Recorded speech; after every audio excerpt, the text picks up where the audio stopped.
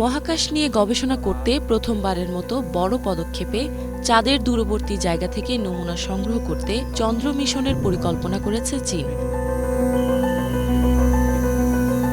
শুক্রবার সবচেয়ে জটিল রোবোটিক চন্দ্র মিশনে দক্ষিণ চীনের হাইনান দ্বীপের ওয়েনছাং মহাকাশ উৎক্ষেপণ কেন্দ্র থেকে লং মার্চ 5 রকেটে ছাং E6 ল্যান্ডার চাঁদে পাঠাবে দেশটি।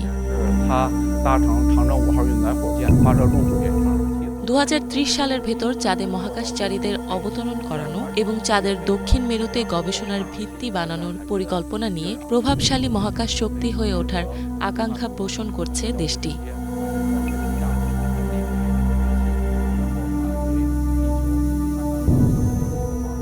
চীনের পরিকল্পিত 53 দিনের মিশনে ছাং E6 ল্যান্ডারকে চাঁদের দূরবর্তী জায়গা অর্থাৎ যে অংশটুকু পৃথিবীর দিকে মুখ করে না তা স্পর্শ করতে দেখা যাবে। 2019 সালের E4 মিশনে চীনই প্রথম এবং একমাত্র দেশ হিসেবে চাঁদের এমন জায়গায় পৌঁছাতে সক্ষম হয়।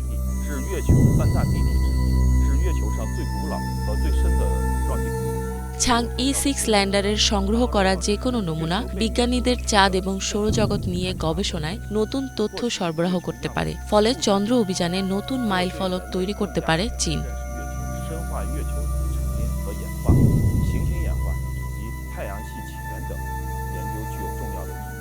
ইফাত জাহান, বাংলা ভিশন।